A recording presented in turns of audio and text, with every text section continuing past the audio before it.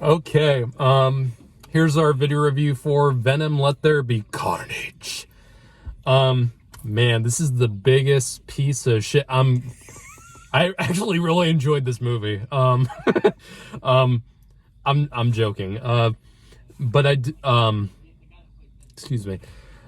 I still don't like the first Venom movie. I'm being totally honest. I've watched it a few times. And my Venom review, like 3 years ago, was actually one of my most watched, like, Instagram video reviews. And I did not enjoy that film at all when I first saw it in theaters. This guy enjoyed it. I loved it. I certainly didn't, because to me, I am a big fan of the Venom character, and I thought the first movie didn't really give me what I wanted and from that character. And a lot of people enjoyed it. That's totally cool. You guys can enjoy it all you want. Just for me personally, it felt very much like a studio written movie. Like the movie didn't feel like it had a real vision to it. It just felt like a kind of a cash in on a popular comic book character. Venom 2, on the other hand, is fucking crazy. This movie is bonkers, and that's why I enjoyed it, because this movie, the reason why this worked for me, and it works so much better than the first movie did, it embraces what it is, or it embraces the stuff that worked about the first movie. Because what do people enjoy most about the first movie? Tell me what they enjoy about the first movie. Personally, I just enjoyed having Venom. People enjoyed the bromance between Eddie Brock and the Venom symbiote. That's what people remember most. That's what people kind of latched onto. And this movie goes all out with that shit, and I enjoyed watching it. It was a lot of fun. Like, they actually have an arc of their relationship. Yeah, they actually do kind of have a touching sort of relationship in this film. And it's this movie, it was kind of hard for me to not smile during a majority of this movie, because no one in this movie is taking this shit seriously at all. And it's a silly movie. It's so goddamn stupid. Like, every frame, it feels like there's something really absurd about it. But, man. In a good way. Yeah, Andy Serkis directed this. And it's so weird saying that, because, we all know Andy Serkis for his legendary motion capture work in film, from Gollum to King Kong to Caesar. The man's a legend, and I haven't seen, I know Serkis has directed some other movies before. I haven't really seen them. So I'm going to say props to Andy Serkis. He did a pretty bang-up job directing this, because it feels like a very characterized and stylish movie. There's a lot of creative visuals in it, and it felt very it felt lively. It felt like it had a real vision to it, unlike the first movie, which I thought just felt like a bland studio movie.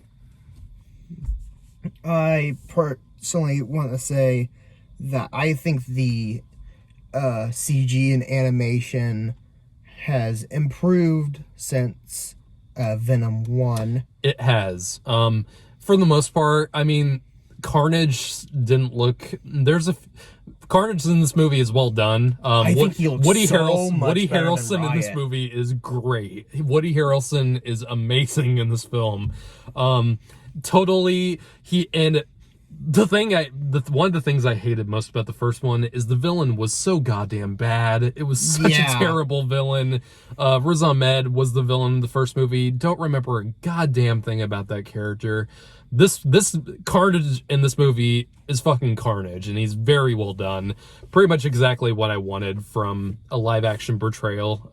And he actually does he does actually feel like a legit character in this film. He has Feels like a legit serial killer. yeah, and he actually does have a desire. His character has desire. He has Brutality. He's very brutal. He's not totally one-dimensional like I thought he would be, but you know, every time he was on screen, I enjoyed the fuck out of it. Woody Harrelson did very well for this character. Yep. And God, he was a pleasure to watch throughout the entire film. God, there's just so much crazy shit about this movie. And thank God they got rid of that damn wig. Fuck that. His hair looks so much better in this, but we knew that from the trailer. Mm-hmm. And I just love my favorite part about the movie is when is just Eddie Brock like not having any of this shit dealing with this fucking symbiote in his apartment. There's chickens all over the apartment. There's food and shit everywhere. It's dirty as fuck. And God, that was so much fun to watch. I was dying laughing. There's a lot of really one of my favorite scenes, because I was just laughing so much, was the fight between him when he's fighting the symbiote in his apartment. And it's I'm not gonna spoil too much, but it's so wild. It's a lot of fun. And again, that goes back to having an arc with their relationship. Mm-hmm. And it's not flat. No, it's done very well, and it keeps you entertained. I was very entertained watching this movie. There's still a lot of things I don't like about. I'm just not really a fan of this universe or the Sony universe of Spider-Man characters, because the Morbius movie, I'm not looking forward to much at all. I just and I was really surprised when I ended up enjoying this, because I hate what Sony has done with their franchises, and this it's just that I'm not a big fan of this universe, so I'm not totally in love with this movie. As much as I do enjoy it, it's just not my thing. Then again, now we've only had 2 movies to go off of. Yeah, but Morbius, and I know they're planning more, like a Craven movie. I don't know. It's just not my thing. But also, I'm excited. There's a few characters in the film I still didn't really care much about. One character in particular, Naomi Harris, who plays Shriek in the movie. She's like the side villain to Carnage. I didn't give a fuck about her. She felt really flat for me. She didn't have much character to her.